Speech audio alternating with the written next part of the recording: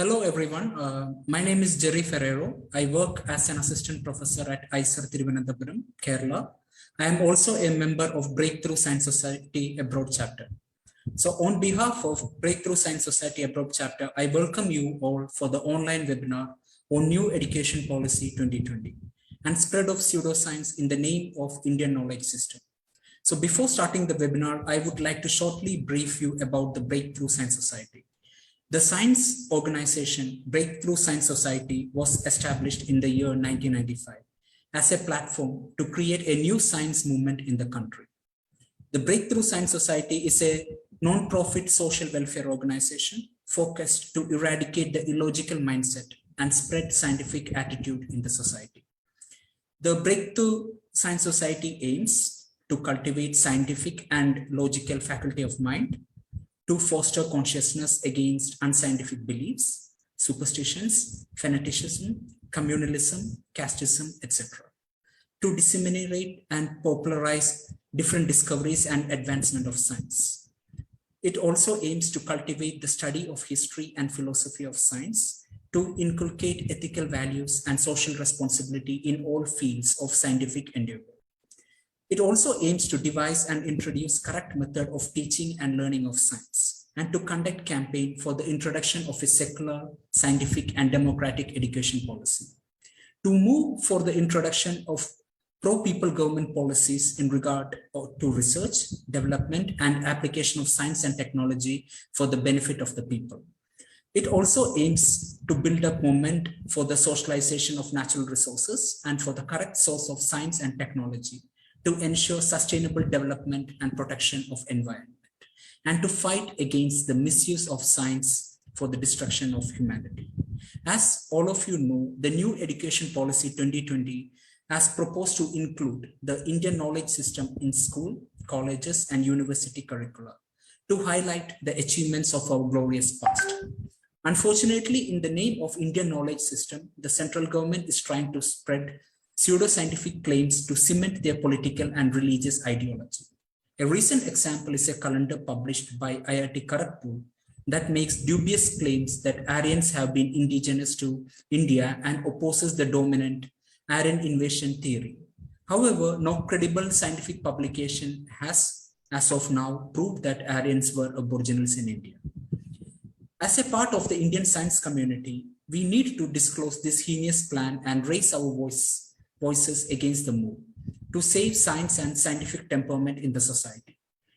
To this aim, we are going to listen today about what are the real achievements of ancient Indian civilization and what the ruling dispensation wants people to know in the name of the Indian knowledge system. Talking about the conduction of today's webinar, we will be listening to the speaker for 45 minutes, and then we will take the questions from the audience.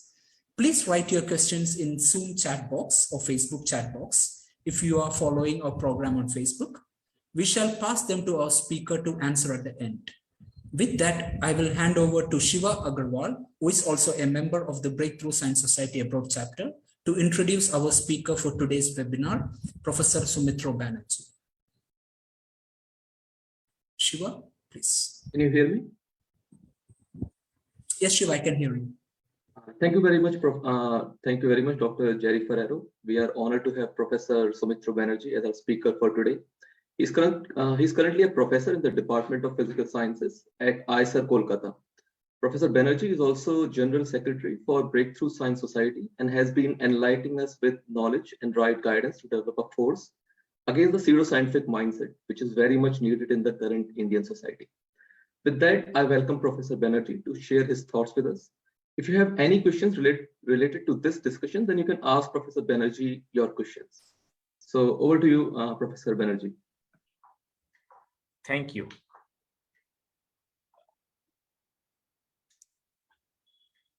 So today I am expected to speak on a very important topic, the Indian knowledge system, which is a part of the new education policy. Let me share the screen. Yes. I suppose you can see, right? Yes.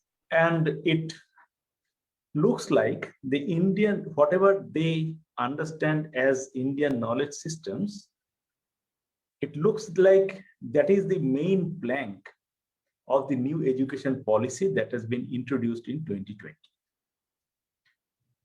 Upfront, the policy document says the rich heritage of science, of ancient and eternal Indian knowledge and thought has been a guiding light of this policy. But in the 66-page document, we do not find any mention of what actually they understand as the Indian knowledge system or this ancient and eternal Indian knowledge. It only says this much. In Article 4.27, it says knowledge of India will include knowledge from ancient India and its contributions to modern India and its successes and challenges. Indian knowledge systems, including tribal knowledge and indigenous and traditional ways of learning, will be covered and included in mathematics, astronomy, philosophy, yoga, architecture, medicine, agriculture, and so on and so forth. And an engaging course on Indian knowledge systems will also be available to students in secondary school as an elective. But if they are going to introduce a course on Indian knowledge systems, obviously we need to understand what it contains. What do they understand as the Indian knowledge systems? Unfortunately, the document does not say anything of that sort. So what do we count on? By reading this document, most educationists therefore could not see the problem that is coming. But soon after this, soon after the document was placed, from 6 to 8 November, there was a international webinar organized at IIT Kharagpur. The proceedings of that are available on YouTube. You can also see. And in that program, all the big shots in the education ministry were there. The Minister of Education, Ramesh Pokhriyal Nishank, he was there. The Minister of State for Education was there. The Secretary of Education was there. So all the big shots in education, they were there in one webinar organized by IIT Kharagpur. And in that webinar, the proceedings of the webinar gave us some inkling of what was coming. And soon, all the institutions that are governed by the Ministry of Education received this note from the ministry, which says they are requesting all the institutes to organize webinars on NEP in collaboration, dissemination NEP organized by Bharatiya Shikshan Mandal.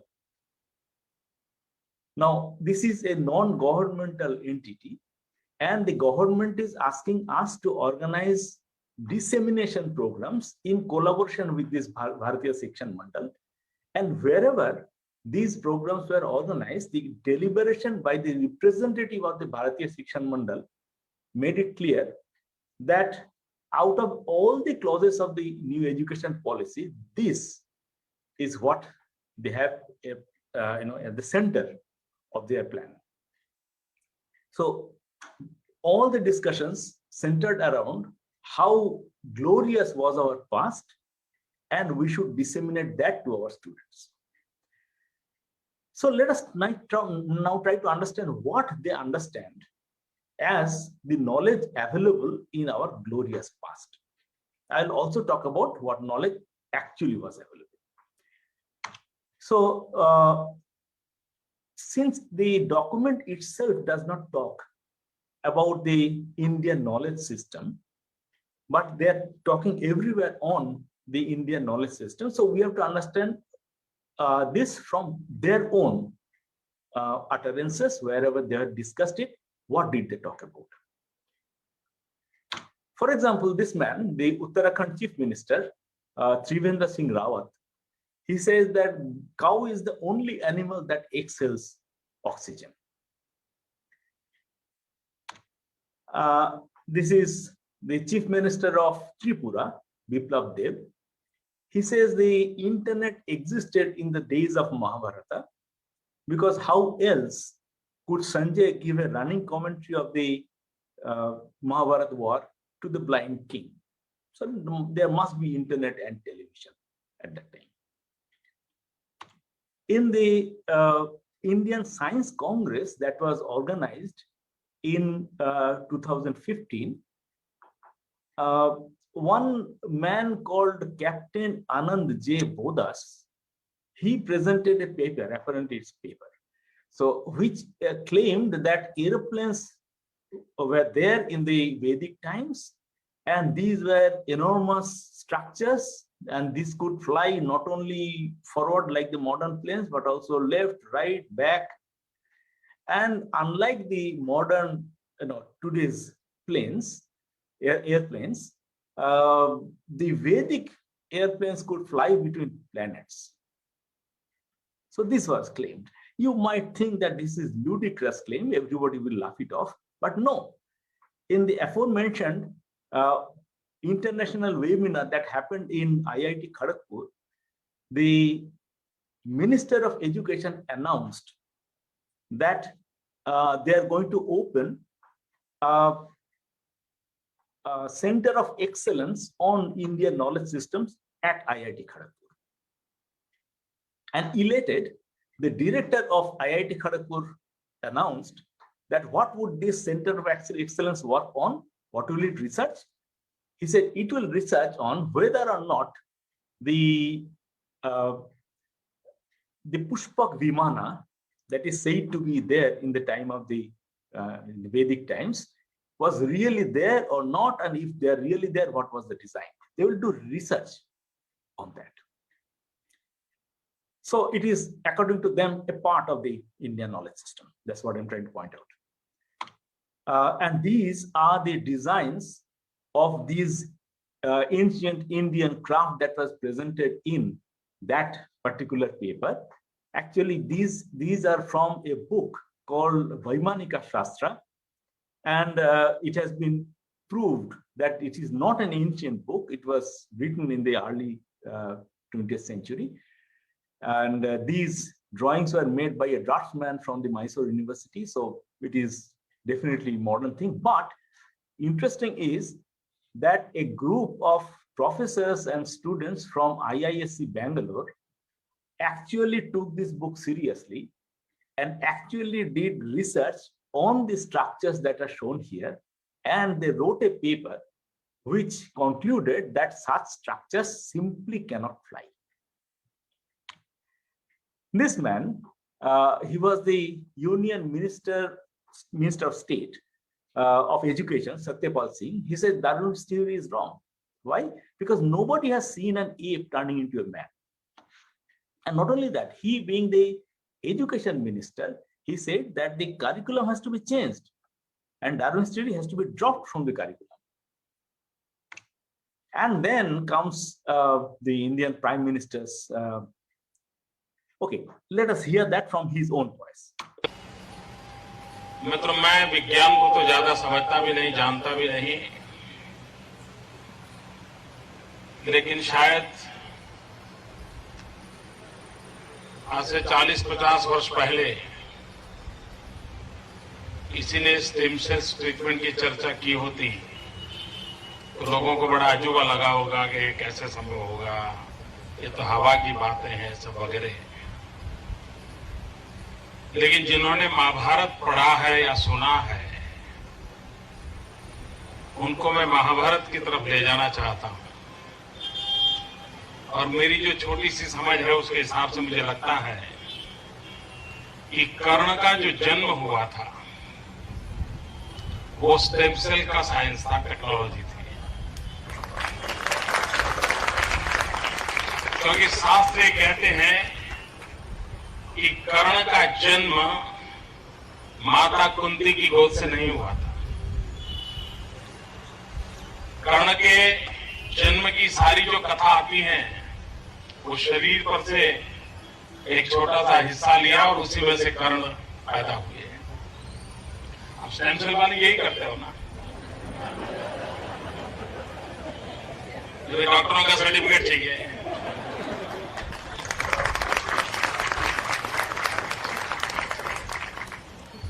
तात्पर्य ये है कि हमारे देश के पास कुछ तो था। अब आज लेबोरेटरी में सिद्ध हो रहा है, लेबोरेटरी हो सकता है अमेरिका की हो, लेकिन ये सिद्ध हो रहा है। हो सकता है कर्ण के संबंध में किसी के मन में सवाल हो कि भाई शायद मोदी जी ने कहा, लेकिन उतना तो वर्णन नहीं है। अब हम प्लास्टिक सर्जरी को देखें, मुझे लगता है कि दुनिया में सबसे पहली प्लास्टिक सर्जरी शरीर मनुष्य का और माथा हाथी का, गणेश जी का निर्माण।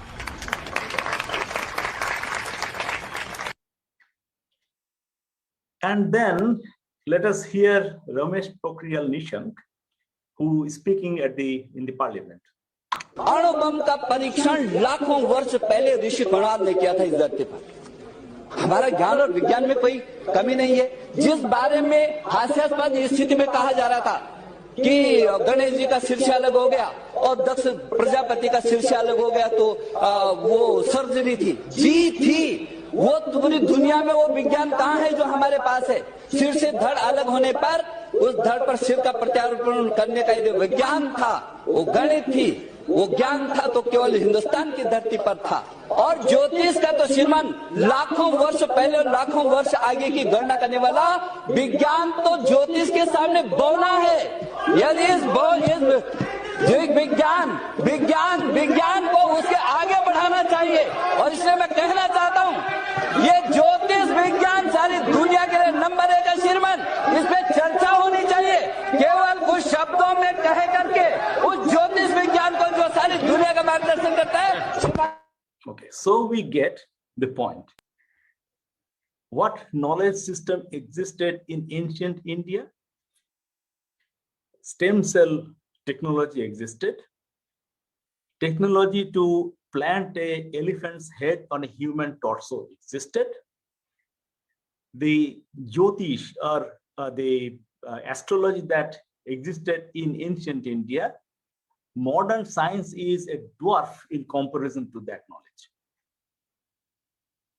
We also hear that cow is the only animal that can exhale oxygen. We hear that internet and television existed in ancient India. So we have a wholesome picture of the Indian knowledge system. And this is what they are going to project as a knowledge system that existed in India. And not only that, if it were a matter of their own belief, I would not mind. You are free to believe in a free country, you are free to believe anything, but these will be included in the curriculum. That is what the policy document says. Now, can't you argue that, can't this be true? I mean, is it impossible that these things actually existed? Actually, there are a few reasons for which this could not have existed. Firstly, that all these claims regarding internet, regarding stem cell, regarding television, regarding aircraft, all these claims have been made after these things have been invented by modern science, never before. Before the Wright brothers first invented the aircraft and aircraft became something of daily use, nobody claimed that aircraft were there in ancient India. Nobody said that the Pushpak Vimana was an aircraft. Nobody said that Karna's birth was a result of stem cell technology. Before stem cell technology, actually the phrase was heard in modern science. Secondly, if these technologies or these ideas were there really in the Vedic times, they would be found in the Vedic texts, and therefore discoveries or inventions should have been made by reading the Vedic texts. No discovery has ever been made by reading those ancient texts. Thirdly, see, in order to make an aircraft, you need some knowledge about some basic sciences, aerodynamics. How does the pressure vary depending on the flow of air on an airfoil? aerodynamics, thermodynamics, internal combustion engine, some way to propel the craft. All these things have to be there, control theory and all that put together. Finally, we could make an aircraft, not before. So any development, therefore, needs some prior development of basic sciences, like television. Before the television is invented, we have to have a wholesome idea about propagation of electromagnetic waves. We have to have a wholesome idea about, say, reception of the wave, amplification and all that, transistors. All these technologies have to be developed. Only then can a television or internet can come into existence. Nobody talks about these being there in the ancient times. Even not even Bernoulli's principle, for example, or Maxwell's equations. Nobody ever talks about these being there in the ancient times. And most importantly, there is no evidence. If there were really aircraft flying in the Vedic skies, at least a broken piece should be found in some archaeological site. Not a single such evidence has been found in any archaeological site. So we can state with confidence that these are only matters of personal belief. These actually are not knowledge system that existed in ancient India. The problem is that this is what they're trying to incorporate in the curriculum. Now, as I said, that in that international webinar at IIT Kharagpur, the minister announced that he would be creating a center of excellence for Indian knowledge systems, and it has already been created. And you can see, if you visit the IIT Kharagpur website, you can see it's there. I'm just copying, and I have copied and pasted from their website. Now, what is the Center of Excellence for Indian Knowledge System actually doing? The first thing they did was to publish a calendar. And the calendar states upfront that there is a purpose for this calendar. It is not just any calendar that you look up the dates. The purpose is a propagation of an idea. What are these? Recognition of the secret of the Vedas, reinterpretation of the Indus Valley Civilization, and rebuttal to the Aryan invasion myth. And they say that in the following 12 pages of 12 months, they are providing 12 evidences. Now, I would request you to really take a look at these calendar and read through what they say are the 12 evidences. If you can make sense of it, you are genius. But I'm just giving you a few glimpses.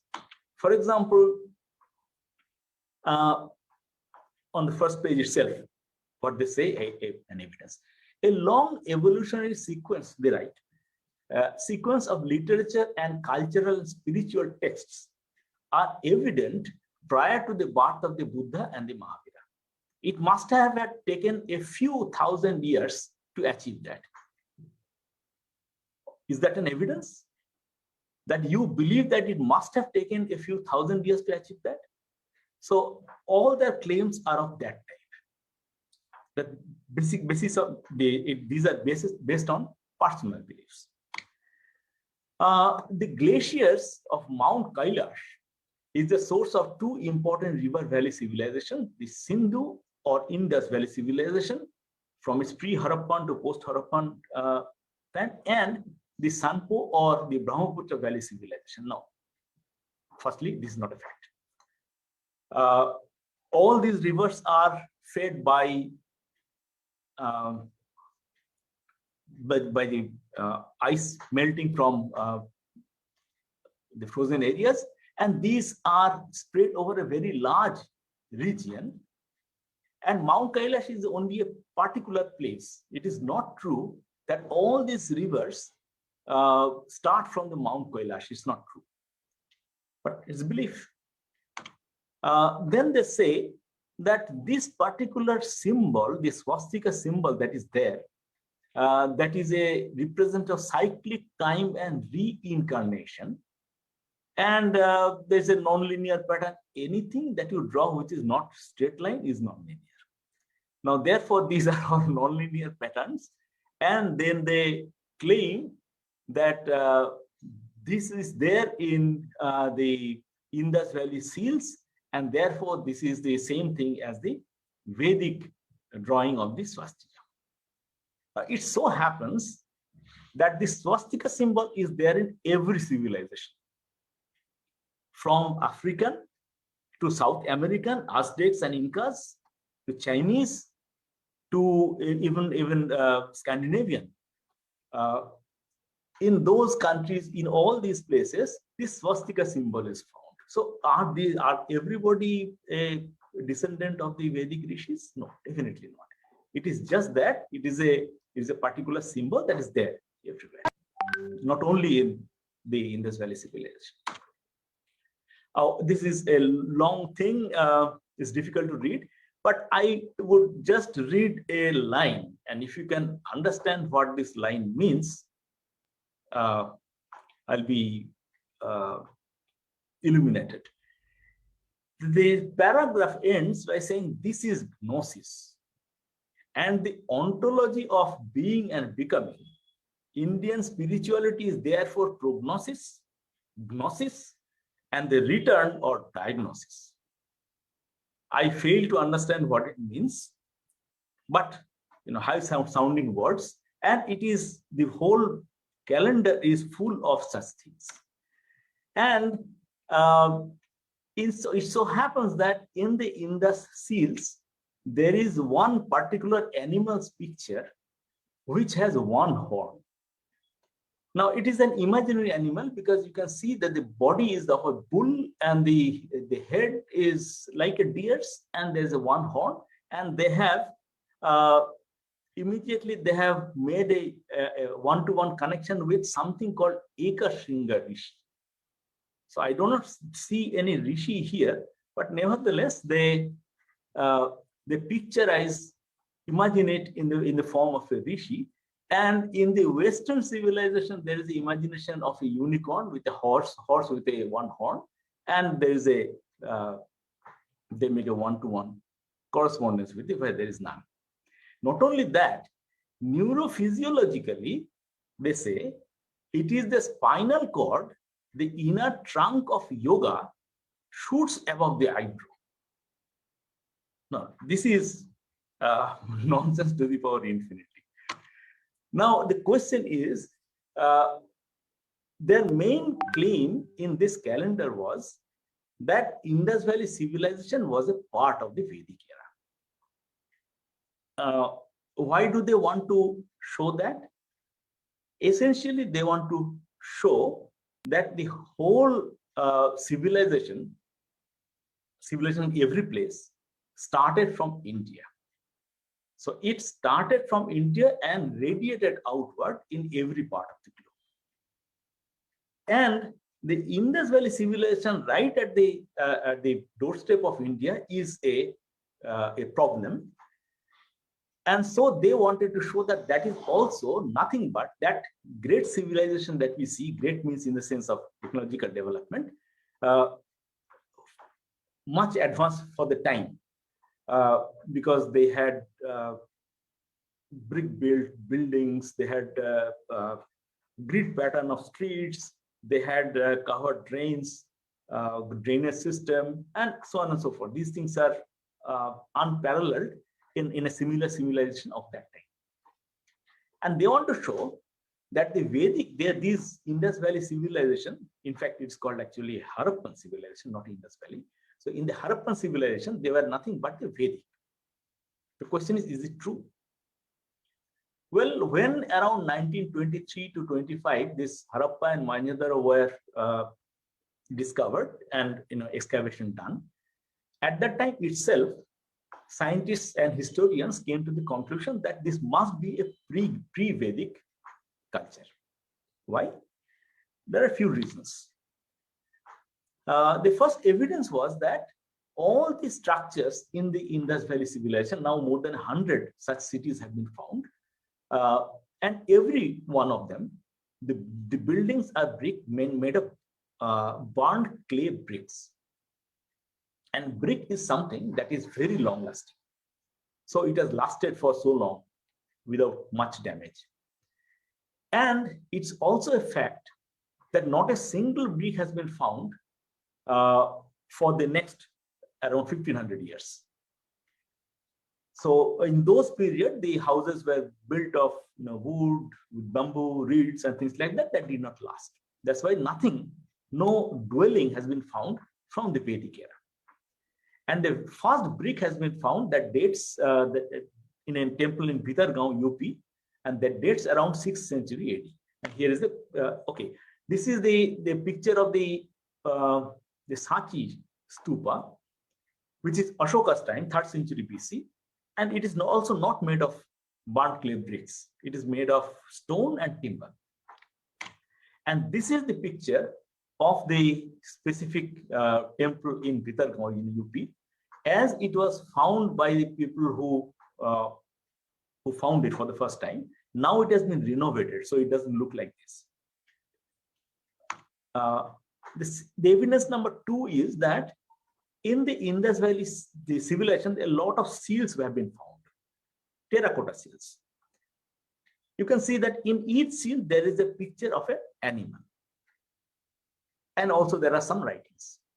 Now, the animals, out of them, bull is the most predominant, but there are also elephants, tigers, also this unicorn, the so-called unicorn, what they're calling, with the body of a bull, head of a deer, and one horn, some imaginary animal. But there is no horse. So the scientists concluded that the Indus people, at least in its major time, did not come across this animal, horse. But horse is the main animal in the Vedic literature. It is, Vedic literature is full of reference to horses. And because this was a problem, some of these people tried to create a hoax, I would say hoax, that they wrote a paper. Rajaram Jha wrote a paper in 1999 showing a picture of a horse in a Indus seal. And in the next year itself, 2 professors from Harvard University, they wrote a paper showing that this is nothing but a broken seal, which, when illuminated from one side, the shadow gives this kind of a shape. So it was very carefully illuminated from one side so that it gives the shape of the head of a horse, but otherwise there is no inkling of the head of a horse. It's just nothing but a head of a body of a bull. The third evidence was that there is written script in the Indus civilization. We have not been able to read it, decipher it, but it is definite that they had a script, written script. But it's also true that there was no written script in early Vedic age. That's why the Vedas, at least the Rig Vedas, were communicated by Shruti and Smriti, by remembering and by hearing. And then the fourth evidence on the basis of which they took that decision was that there is no description of city life, brick-built houses, grid pattern of streets, drainage system, other things that are typical of the Indus Valley, like the public bath, granary, nothing like that in the Vedic literature. So they came to the conclusion that the Vedic people and the Harappan people, they did not mix culturally. There was no cultural mixing between them, because had they mixed culturally, then the Vedic people would know about the making of bricks and things like that. And if the Indus Valley civilization is a part of the Vedic civilization, then the script would be same. There is no way of the Vedic people forgetting the script that was used. There is no way we can explain why the Indus Valley people had a script and Vedic people did not. So these things are not explainable. So they concluded that there were no cultural mixing between these. The timing of the Vedic people is more or less known, the timing of the Vedas, and the timing of the Harappan civilization is also known. Known because we have found things in the Harappan sites and therefore which can be radiometrically dated. And we know that the Harappan civilization existed around up to 1800 BC. After that, after around 2000 BC, it started disintegrating, and after 1800 BC, practically nothing was left. So people left the city life and migrated elsewhere, because city life becomes unsustainable because of various possible reasons. And therefore, scientists concluded that the Vedic people must have come in after that. But did they really come in? That's another issue. Now, the Aryan invasion theory has been debunked quite long back. There has been no invasion, definitely. Why? Because there is no evidence of any warfare in any of the Indus Valley cities. There's no invasion. But what was there? See, people do migrate all the time. People do migrate all the time, and the whole history of civilization has been a history of migration of one people from one place to another. And it's therefore not a surprise thing that people might migrate from outside the Indian subcontinent into the Indian subcontinent. It has happened all the time. But they're trying to claim that no, the Aryans were actually the original inhabitants of India. So, so that is the claim. The point is, most important evidence against that claim is the horse, because horse is the prime animal in the Vedic literature, and horse is not found anywhere, any Indian forest. So it's not an Indian animal. So if it's not an Indian animal, and if it is now found in India, it must have come with people. So there's another reason, and therefore scientists try to look for what is the oldest horse fossil that we can find in the Indian subcontinent. And the oldest that has been found is around 1600 BC, because that has been dated. It has been found in the Swat Valley in Pakistan. And linguistics offers another.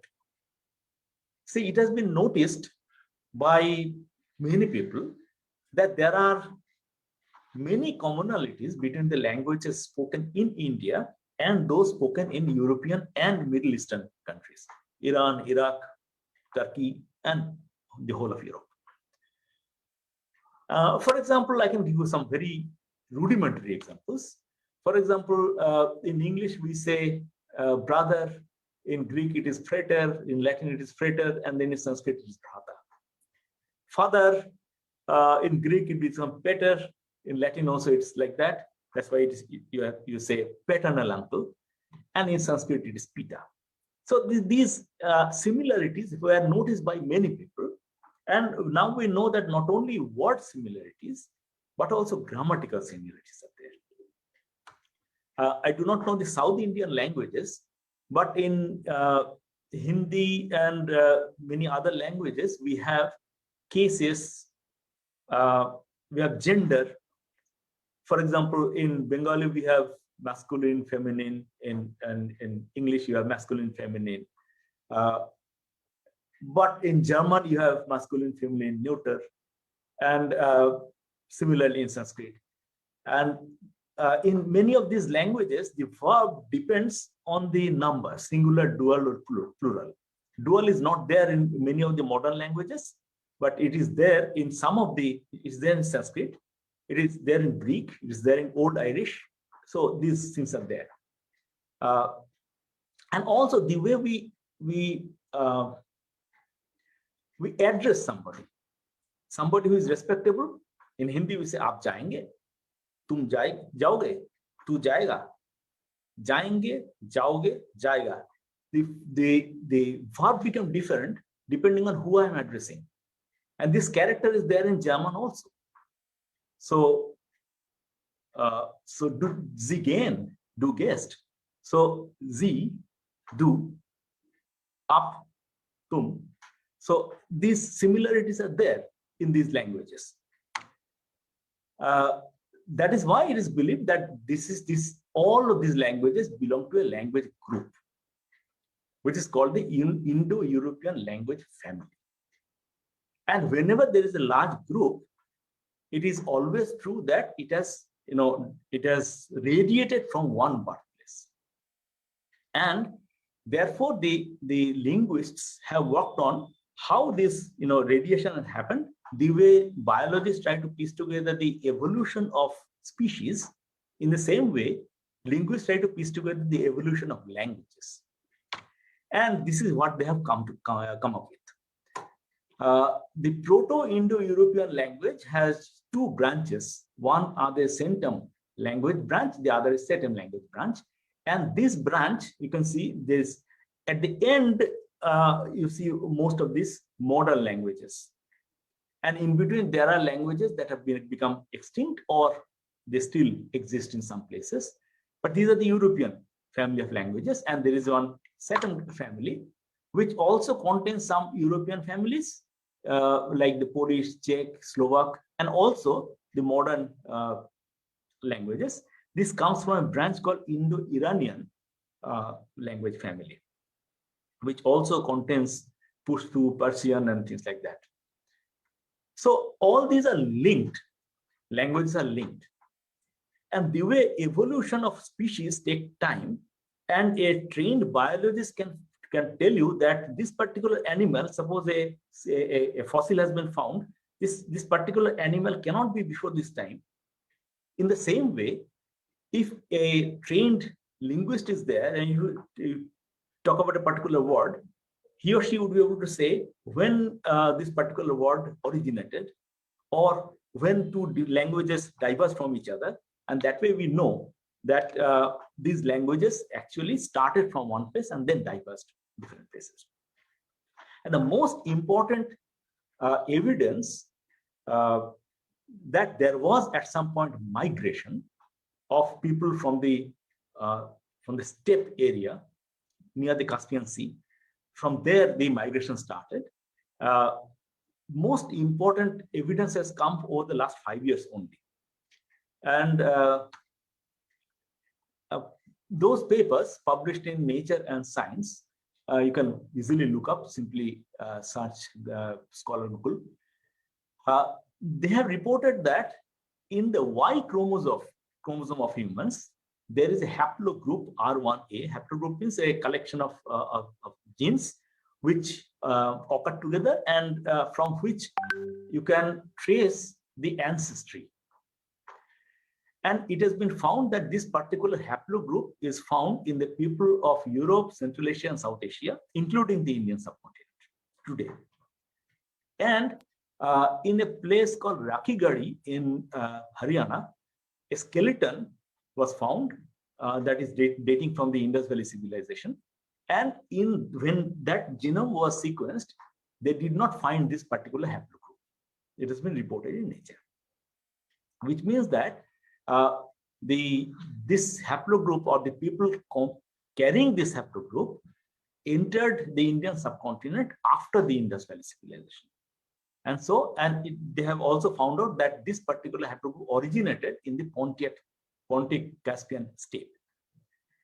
And further papers reported that there are, this haplogroup can be divided into two sub haplogroups. One is this one, Z282, and another Z93. This one is available. This one is found mainly in Europe, and this one is found mainly in the parts. And then they can figure out when these two haplogroups diverged from each other. And they found that they diverged around so many years ago. Now, the fact that this is found in the Y chromosome and not in the X chromosome implies that the people who came in were male dominated. But I can tell you that this male dominated influx, that does not need to be a huge number. The British who came to India, they had an enormous effect on Indian culture, right? But how many of them came? The number in comparison to the number of Indians was minuscule. So in order to influence the culture of a place, it does not require a huge number to come in, but it is definitely a fact that there was a migration of people from the Middle Asian steppe area around 4,000 to 3,500 years ago. And since there is no evidence of warfare or destruction in the Indus Valley cities, so it is believed that it is not a invasion, it is just a migration, which all the time happens everywhere. The point then is that they are trying to portray this with a reason.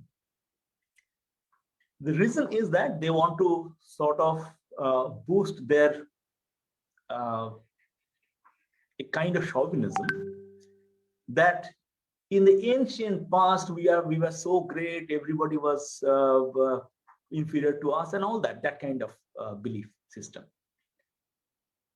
But actually, India was great at one point of time.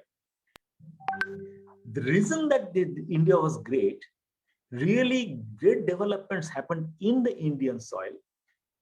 The true developments, which are evidenced, which we have the literature to document that, these things they are not talking about. For example, there were development in mathematics, in astronomy. The Sulva Sutras, for example, contain some very nice ideas in geometry. Zero and the place value system were discovered in Indian soil. I would not really claim that, because there were trade relationship between India, Southeast Asia, and China. So historians are not very certain where zero first originated, because the oldest evidence of that is found in a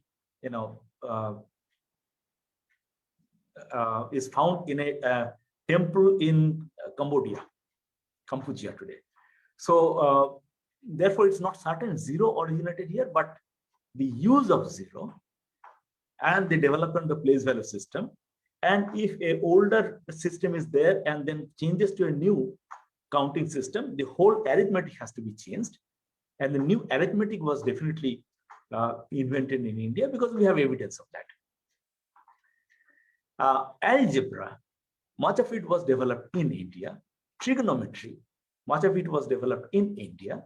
And these, the writing system, algebra, trigonometry, all these were done in the hands of Aryabhata, Varahamihira, Brahmagupta, Sridhara, then Bhaskara. So these were the great mathematicians of antiquity. These are the things that I'm not talking about. Astronomy, there were great developments as far as positional astronomy is concerned, though the actual structure of the universe that we know today, the heliocentric picture of the solar system, they did not arrive at. But the positions of the various planets and all that were reasonably accurately documented. In the metallurgy, we have great development, because the method of steel making, called the Wood's steel, was developed here. And that's why for a long time in the antiquity, the iron and steel used to be exported from India to the rest of the world, mainly Middle East, and from there on to Europe. And Indian swords were prized possession for people like that. Later, this technology was also adopted in the Middle East, and later it came to be known as the Damascus steel, but it is actually originated, the technique originated in India. In alchemy also, we have a lot of development, which is very well documented in the book by Acharya P.C. Ray, History of Hindu Chemistry. Medical science, I'm not going to talk at length about that. You know that there were great development in medical science. Great physicians like Atreya, Jivaka, Charaka, Sushruta were there. And Charaka and Sushruta Samhita we have found. And therefore, we know exactly the amount of development that happened at that time. And in the hands of Panini, there were a lot of development in linguistics. In fact, he gave the shape to the modern shape to the Sanskrit language, after which it became accessible, easily understandable, easily learnable. So it was great development in linguistics. All these developments happened. This is also a small part. But this is not what they're talking about. You might ask, okay, why not we teach mathematics from the writings of Brahmagupta, for example? He was a great mathematician. Why don't we teach mathematics from the writings of astronomy from the writings of, say, Bhaskaracharya? I'll come to this point a little later. But the point is that the AICTE, All India Council for Technical Education, has launched a faculty development program on the Indian knowledge system and has instructed engineering colleges to introduce courses like this: Sanskrit for technical knowledge, value education, stress management by yoga, personality development, and this kind of courses. And not only that, last year, 23rd December, not much back, all these institutes received a office memorandum for the ministry asking that all students and faculty members will have to assemble at one place and do Surya Namaskar. If you can read, it's small letters, but 75 crore Surya Namaskar project. So that was a project. So everybody will stand and do a Surya Namaskar. So this is what is coming as a part of the new education policy, rather than proper science. And the document itself proposes that the Sanskrit will be mainstreamed.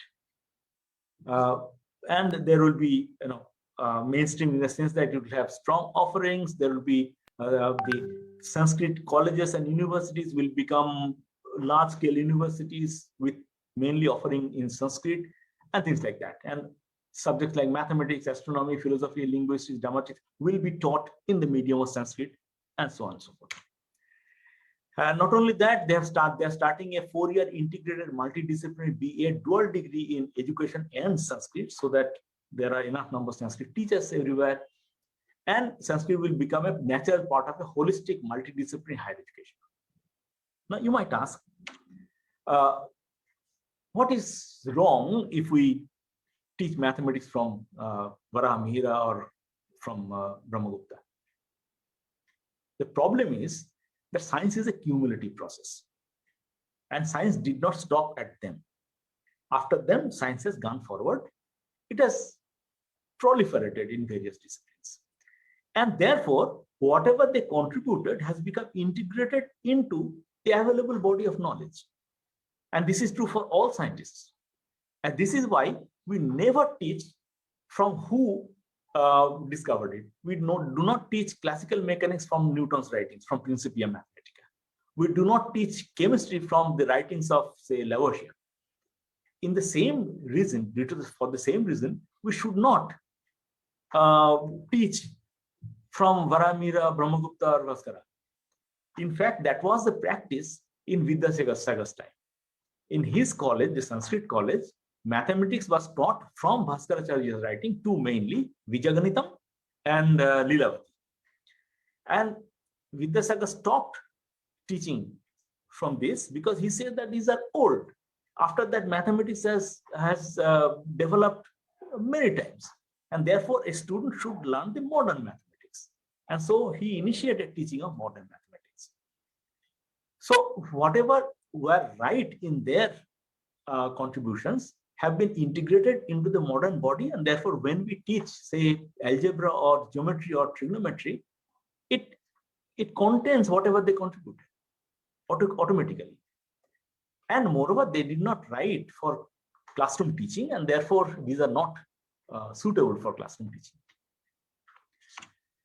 But since the Sanskrit knowledge system, they talk about this Sanskrit knowledge system, and now it will be strengthened and it will be part of a multidisciplinary higher education system. I was a bit curious about this issue of Sanskrit universities.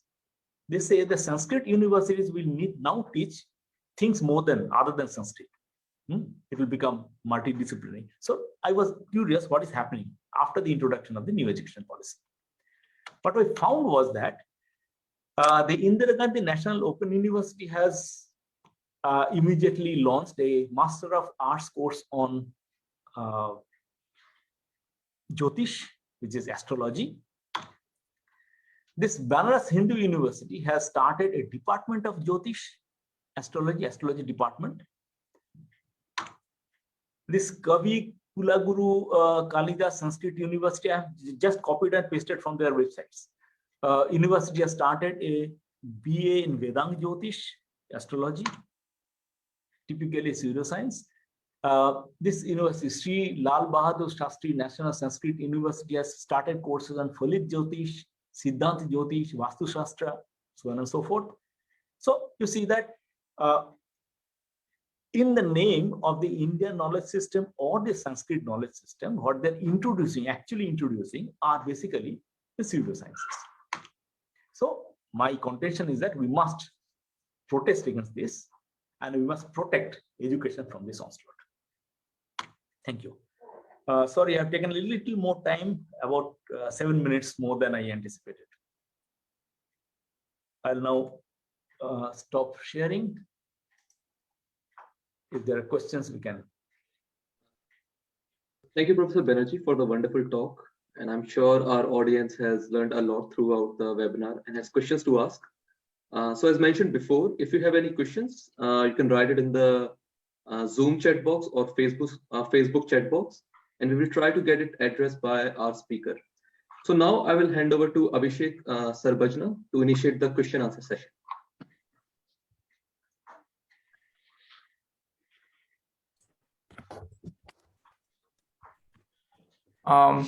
Thank you, Professor Soumitro Banerjee, for this wonderful talk, and thanks Shiva for handing me over. So we have received few questions from the chats, and people also provided few questions while registering. So I will be placing them in front of our speaker. So first question is from Abhishek Sau. Is he here in the audience? Yes. Then I encourage him to shoot the question directly. So it's a nice talk. So my question is, why should one bother whether the Aryan invasion theory is correct or not? I mean, how does it matter? If you can explain, sir. Okay. Firstly, the history that we learn should be correct history. And whenever you see an attempt to rewrite history, you should demand evidences. On what basis? History is not something that is written on the basis of somebody's liking or disliking. Something that has happened, and you have to find what has really happened. And it is always done on the basis of evidences. Our problem is that when we studied history in our school, the school textbook only contained what happened. That means this king was there, after that this king was there, and so there was fight and things like that. But it was never told to us. It was never told to us. How do we come to know? How do we come to know there was somebody called Harshvardhan? How do we come to know that there was so all these things? How do we come to know? This is not explained to us, and that is why now that there is an attempt to rewrite history, people are forgetting to ask what is the evidence. And this is what we should say. It is important because the history that the students learn should be correct history. Something that had really happened, which is supported by evidence. Okay, thank you, sir. Thanks, Abhishek. So there are many questions. I will be picking the very specific questions which are in align with today's discussion. So then the next question is from Debashish. Is he here in the audience? Yeah, I am here. Okay. So yeah, you can directly ask the question to the speaker. Yeah, I have two questions. So first question is, how do you conclude that the Vedic civilization appeared after the Indus civilization? So this is my first question. And another was, why would the government like to establish the theory that Aryan are the indigenous people of India? I mean, what is the intention behind this propagation? Okay. Firstly, I said that the timing of the Harappan civilization is known from radiometric dating. Unfortunately, not a single house or anything like that has been found dating from the Vedic civilization, Vedic age. And so we cannot radiometrically date. But there are other ways of dating. Most important is linguistic. The way the biological world evolves, languages also evolve, and a trained linguist can place the evolution of the language, and from that is another way to place the timing of the writing of the Rig Vedas, for example. The language of the Rig Veda was the language used at a particular time. The language of the Yajur Veda was the language used at a particular time. The language of, say, Gita was the language used at another time.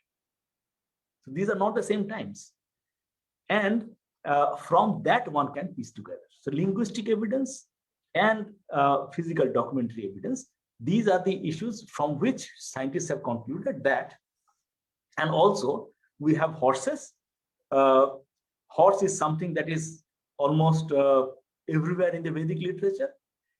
And the oldest horse fossil has been found in 1600 BC.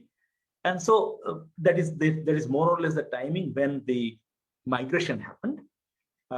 And from that, they piece together that the Indus Valley civilization was older, and there is no evidence to suggest that anything of the Vedic civilization can be dated beyond 1500 BC. The language cannot be, the literature cannot be, and moreover, importantly, what I showed you was that there was no cultural mixing between these two people. So that is why the scientists concluded that the Aryan migration in the main happened after the city life had disintegrated. Now, why are they trying to say that? The point, this is also somewhat perplexing for me, I must admit, because rewriting history one does with a definite objective. It is not that I believe something, that belief must have some objective. What they're trying to portray is that the Hindu religion and the whole of the European culture, whole of the culture in the Middle East, whole of the culture in everywhere else, all originated in India. It is a ludicrous proposition, cannot ever be true, but that is what they're trying to portray. And that is why they are trying to show the Vedic civilization, not actually, we have documentary evidence that the Vedic civilization went from around 1500 BC to about 600 BC. 600, why? Because the Buddhism and the Jainism originated in the around 600 BC. So before that, the period is the Vedic period. While in every utterance, you will find the lakhs of years. You heard the education minister speaking, right? He said, the lakhon saal pehle, right? Lakhon saal pehle, Rishi Kanad ne anubam ka parikshan ki thi. Rishi Kanad tested the atom bomb lakhs of years back. In the paper that was presented in the Indian Science Congress, they claimed the aircraft were there 9,000 years back. Now, it so happens that 1,00,000 years back, it was only the modern human as a species evolving. Around 9,000 years back, it is only that agricultural society starting. And before that, it was basically hunter-gatherer society all over the world. So now they're claiming that lakhon saal pehle Rishi Kanad ne anubam ka parikshan ki thi. So you see, these are ludicrous claims. But noticeable is the fact that they are trying to push back the timings to lakhs of years. So India was the cradle of civilization. That's what they want to portray.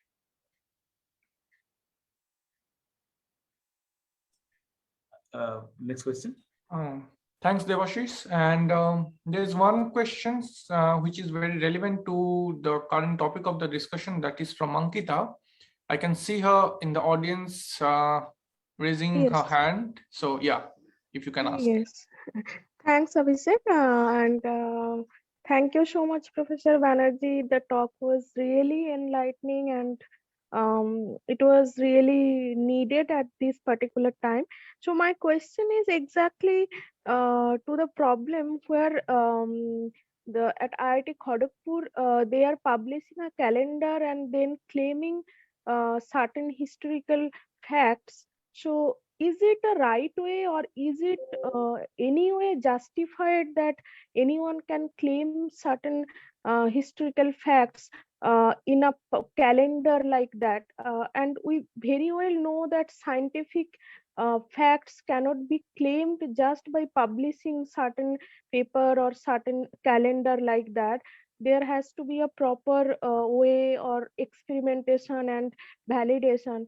But in the case of historical fact, they are very easily trying to establish it by publishing a calendar. So how we can Yes, you have got it on the point. Calendar cannot be a means of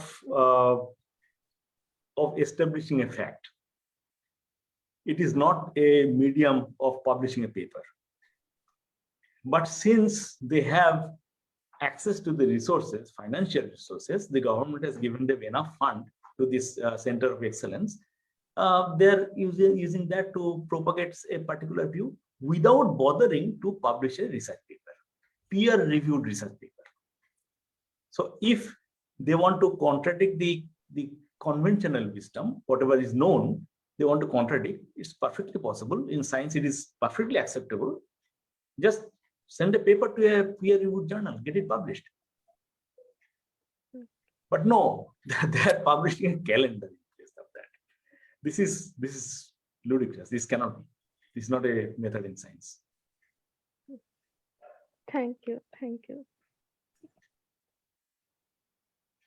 There is another question from Koel.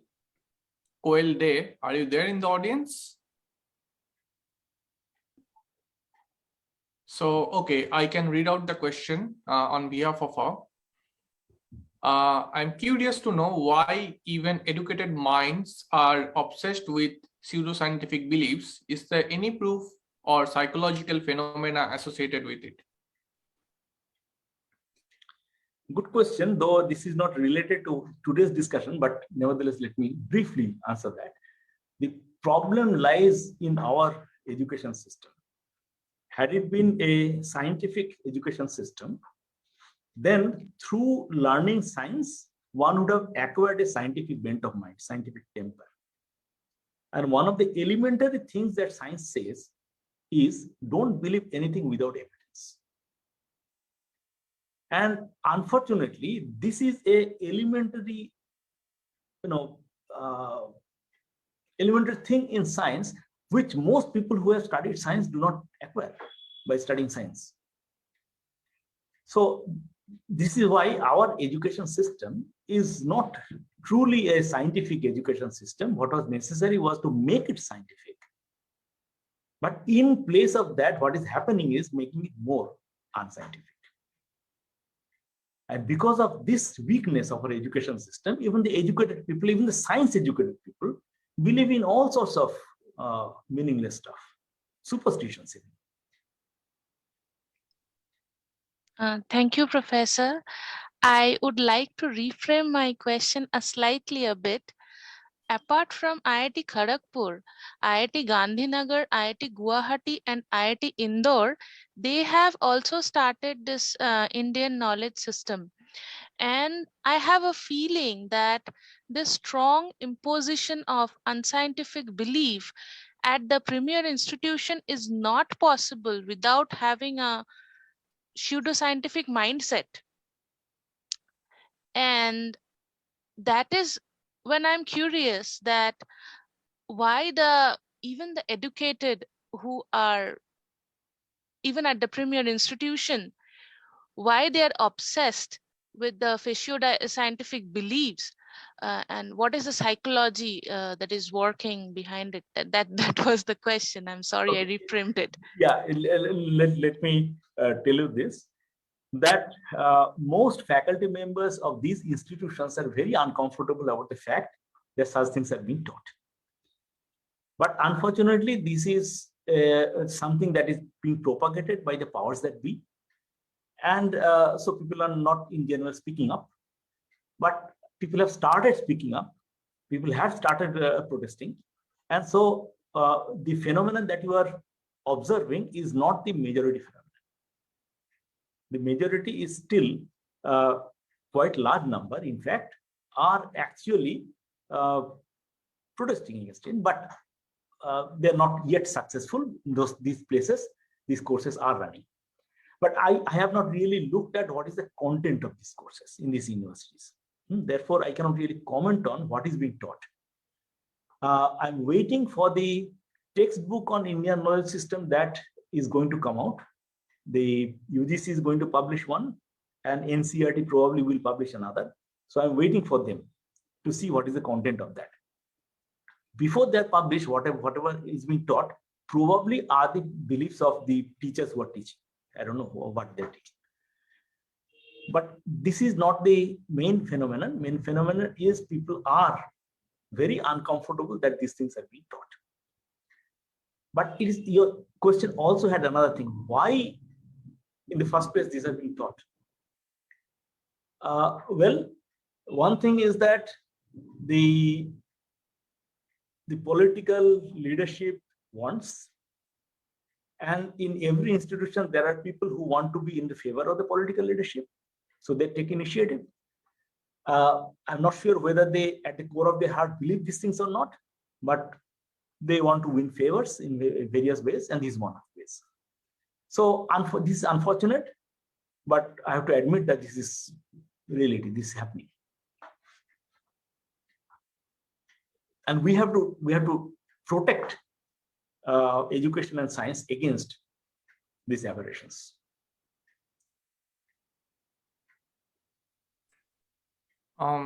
Thank you, Koil. We have few questions in the chat box. So Dibba Shankar asks, what is the problem of researching on these topics? If we do research, then only we can discard these ideas, right? So that's his question. Okay. For example, the idea that aircraft flew over the Vedic skies, this has been researched. And the designs that are available in the book, that is the Vaimanika Shastra, this has been researched, and scientists, professional scientists found that these designs cannot fly. So it is not true that nobody has done research on that. But if somebody places everything on belief, since there is some mention of Pushpak Vimana, and therefore there must have been this Pushpak Vimana, Vimana means aircraft, and therefore the aircraft must have been there. If that is the line of argument, then I would say,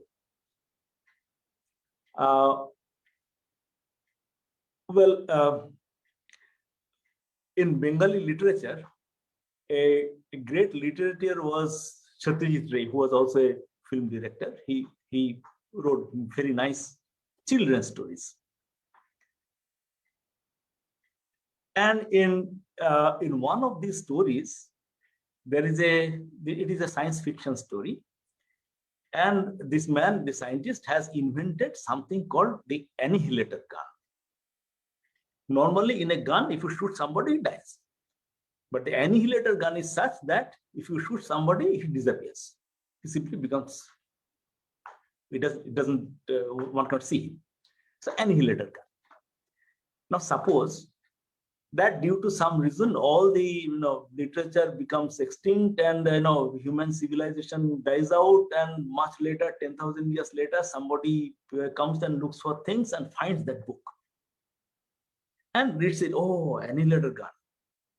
So will he conclude that at that time there was something called an annihilator gun? No. This is a piece of literature, and the literature is always a product of human imagination.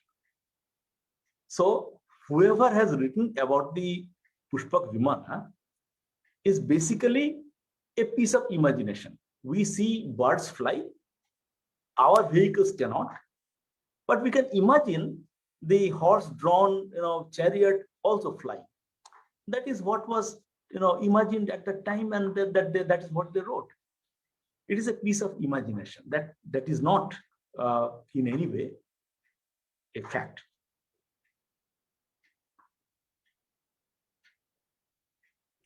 Let's go to the next question. Yes. So there are a few hands from the audience. Ayush, are you there? Yes. Yes, please. Yeah. So I think part of my question has already been addressed by you, but I would still talk about it and bring it to light. Are you aware about the recent statements made by IIT Mandi's director on Yes. his past involvement with? I'm a bit concerned about such ideas being prevalent in the Indian academic circles, and I would want to know about your views on this. Well, there have always been people with such beliefs. The director of IIT Mandi, he has given a statement, or he has told maybe reporters that he had driven away ghosts by chanting some mantra, so something like that. So he believes in ghosts, and being a scientist, believing in ghosts is by itself ludicrous. But unfortunately, he believes. So problem is that earlier these people would be simply ignored, but now they are becoming powerful, and so we have a little bit of problem. But I can see that people will simply laugh it off. How common are such people in the Indian academic circles? Well, I would not say very uncommon. I would not say very uncommon, though they're not the majority. They're not the majority, but they're not very uncommon either. This is what I was saying. They are product of an education system, right? And the education system did not give them a scientific bent of mind. They succeeded in academic, normal, studying and writing exams. They excelled in that. They went into research and they did something, all the while harboring those unscientific beliefs in their minds. And that number is not very small, but I would not say they are the majority. So do not lose hope. The scientific community will ultimately prevail. Don't worry. But you have to play your role in doing that. And what might that be? You have to play your role in that phrase. Okay, you have to play your role means I ended by saying that these attempts by the government. See, earlier also it was not a scientific education system, but now the attempt is to make it more unscientific. And your role, or role of all of us, is to protest and to protect our education system from this onslaught. This is what we have to do. And the future depends on how much we succeed in protecting our education system. Okay, I can see one more hand in the audience. Aradhita, can you unmute yourself and put your question in place? Yeah. Can you hear? A bit feeble. Can you hear? Yes. Okay, speak a little louder. Yes. So I put one question in the Google form, but I didn't know the full details of the talks today. So I will actually have a different question than that. It's basically like you have already discussed quite a bit on it, but still I just want to understand a bit more. How do we really inculcate this culture of questioning in a society as a whole? Like, how do we inculcate this scientific bent of mind? That's my question, because I don't really fully understand like how to make somebody question something, because they're generally, if somebody is not bent in like thinking in that way, how do you put the question in that person's mind? That's what I was. Yeah. The point is that today the topic of discussion was not that, but since the question came, I'll just briefly touch upon, but I'll strongly suggest that you have a discussion exactly on this. at some other time. I'll briefly say that our education system is, science rests on asking questions. We ask questions, look for answers to those questions, and that's how we do science. But the education system is such that as a student goes through the education system, the normal tendency of asking questions goes down. And more, he or she is taught that whatever is written in the books, these are gospel, just learn it and write in the exam. That is how our education system works. So the tendency of students to ask questions, that sort of goes down as a student matures through the education system. This is a typical thing, and you have to figure out how should we change the education system so that the questioning mind is nurtured. Okay, today we do not have enough time to dwell on this particular very important question, and I request this the Breakthrough Science Society Abroad chapter to devote a day to discussing this question. We have another question from Ramesh. Is he there? Ramesh, are you there? Are there questions from people in Facebook? Is there somebody keeping a watch? Yes, so we are collecting all together and putting it here. Okay. Okay, so Ramesh asks, the psychological impact of education in the life of youth and children, of this pseudoscientific education and all. See, when a student learns, at that stage, he or she is unable to judge whether he's being taught properly or improperly, right? And so the students will tend to believe whatever are taught to them. And if the history is rewritten in a wrong way, they will learn that as the history. If Darwin's theory is dropped from the educational curriculum, they do not learn that the biological world evolves. So education is so very vital in creating the mindset, the way of thinking of the educated people. We learn how to think through the education system. And so the education is so very vital. So the effect on the students will be, today also, most students are unable to think rationally. They do not get a scientific temper through the education system, but this effect will increase. More number of students will believe in all sorts of cock and bull stories and believe these are true. And this will be a very harmful thing for one of the basis of science to develop is rationality. Believing only what has evidence. So without that, science does not flourish. So in the future, what is going to happen? The students who are trained in this kind of education system will not develop a scientific bent of mind, and therefore science will suffer in their hands. They cannot do science proper. So Indian science is going to go down if this new education policy succeeds in transforming the education system the way they want.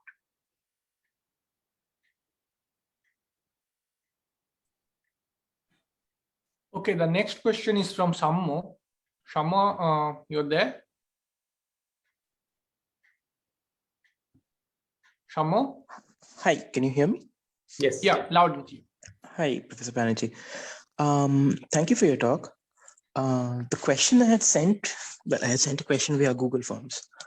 I was curious as to how much of this current tendency that we have in Indian society to harken back to these past glories can be traced to the tendency in the national movement to sort of reassert cultural pride as a civilization. You mentioned, for instance, Acharya P.C. Ray's work And of course, that cultural pride was a more scientific, historical sense of cultural pride. But whether what is happening today can be viewed as a distortion of what started at that point in time. Very good question, and a deep question, in fact. See, if you look at the Indian social history, I'm not talking about the kings and queens, I'm talking about the people, their history of the culture. You will find that from around 10th century, the Indian science that I was talking about in so glorious terms, that declined. And after that, there was more or less a dark age. Like in Europe, you had a dark age. In India also, we had a dark age.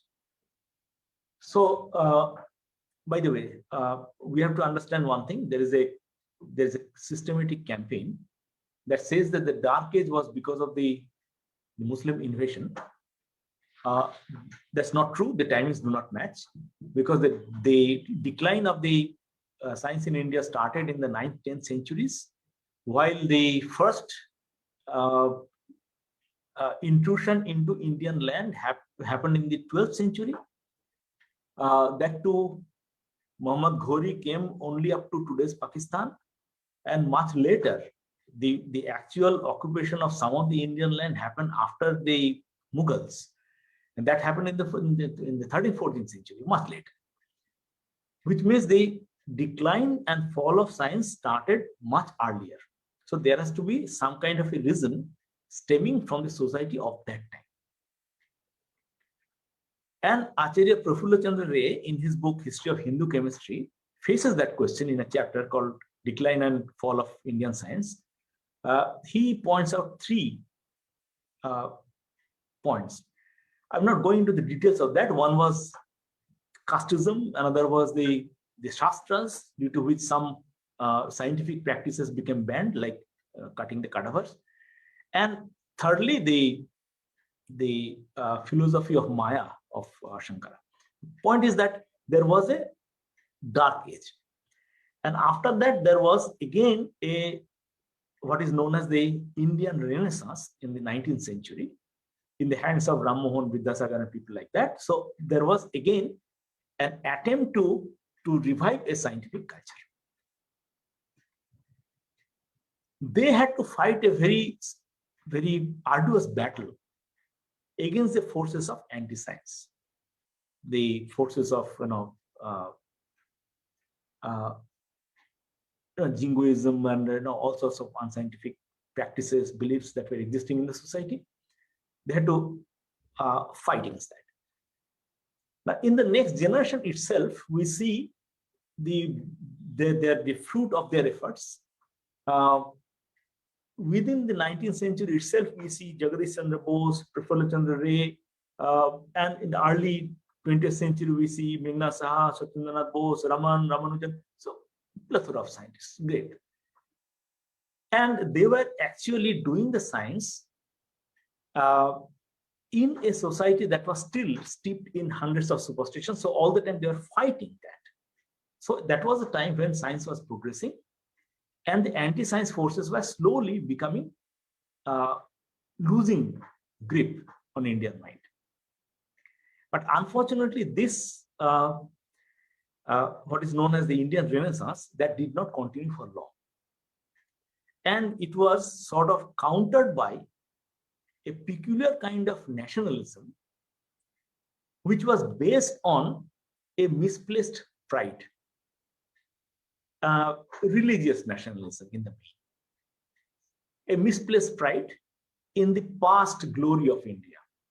So where were these British when we were great and things like that? And then people started propagating all sorts of myths about the past glory. And unfortunately, this trend became the dominant trend in the Indian freedom movement. And Indian freedom movement is something that captured the culture of the people. So in the people, the other trend, the scientific trend, the rationalist trend, that did not take root. So this is a weakness of the history of development of Indian culture, that whatever was started with Ramon, Vidyasagar, Meghna Saha, Satyendranath Bose, Raman, that trend did not continue. Had it continued, then we would not see this, what is happening today.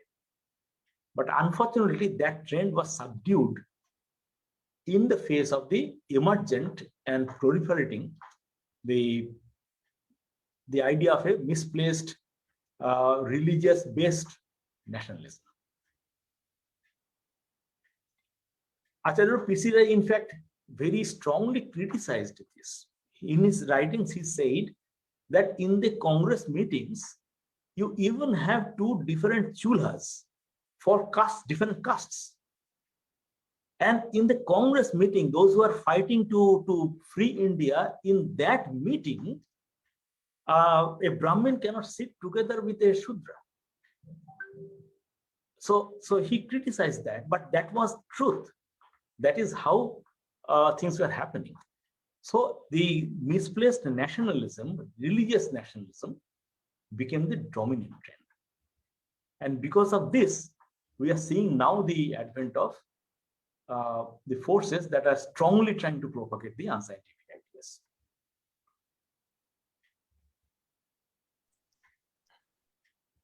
Thank you, Professor Banerjee.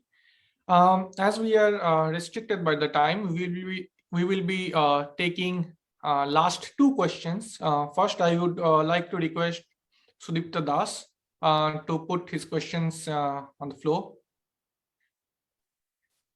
Okay, thank you. So my question is, so as a college teacher, so I am a college teacher, and so I haven't any authority to design the curriculum, but has to follow it. So my question is, in what ways can I counter the spread of such pseudoscientific concepts from reaching and being absorbed by my students and the future generation as a whole? So you talked about some protection of this and protest against these. So in what ways can we do that? So my research work is in cosmology, so I often give some semi-popular lectures to differentiate between astronomy and astrology, that kind of thing. But is it enough? No, I would say that when I say we have to protest and protect our education system from this onslaught, I was meaning collective action. So we need to have some collective action, a movement against this. And the Breakthrough Science Society is launching that movement. There are other bodies also. The All India Safe Education Committee is also trying that. So you have to be a part of that movement in one form or the other. But individually also, one is not completely helpless. The way you said that you try your best in your own way to tell people the difference between astrology and astronomy. If everybody does that in their own areas, then it will have some effect. This effect is also important. That means everybody has a role to play in propagating a scientific bent of mind among the people in our own ways. So one is collective action, which Breakthrough Science Society and the All India Safe Education Committee are spearheading. The other is the individual action in whatever possible ways. Sure, sir. Thank you. So we also received quite a lot of questions from Facebook. So Aditya Nirmal also posted the same kind of questions that Sudipta asked right now. How to protect the nature of questioning mind, where sometimes some organizations dealing with science are being controlled by the so-called government and political agenda. Yeah, if a question has already been, similar question has been cast and answered, then we need not go into that. If there is some new question, maybe possibly we can deal with that. Okay, no, there is no such new questions. And when the people wrote on Facebook, I mean, some of these questions that were dealt with earlier, this was not dealt with. So the questions were there. But now probably they have got their answers. So it's not necessary to repeat that. Yes, so we covered quite a lot of area today by the discussion and later the question answering session. And we also discussed about whether doing the research is essential on these kind of topics. Here, Aniket also added a very crucial point to this. I just saw it right now. In terms of the research, as we have very limited resources in our hands, and the number of scientists in the country are also very limited. So if good fraction of them waste their time chasing such kind of wild claims, it will be really a waste of national resources. It's also a very relevant point. And with this, I would like to hand it over to Shiva for the further conduction of this event. Thanks a lot, Abhishek, for conducting this question answer session. Now I request Chandrima Moitra, a member of Breakthrough Science Society, Abroad chapter, for vote of thanks and conclude the program.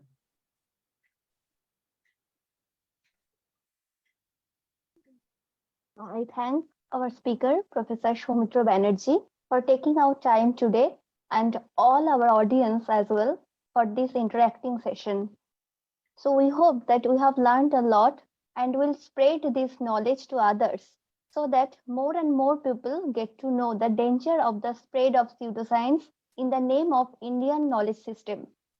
And apart from this, I would also like to appeal to all our audience to become a part of our efforts to save science, education, research and scientific temperament in the Indian society by becoming a member of Breakthrough Science Society. And all the details on how to become a member of Breakthrough Science Society are available on our website. So once again, on behalf of Breakthrough Science Society Abroad chapter, I thank Professor Banerjee, our audience and our organizers for making this webinar successful. With this, we conclude our program today. Thank you very much. Thank you. Thank you for conducting it so well.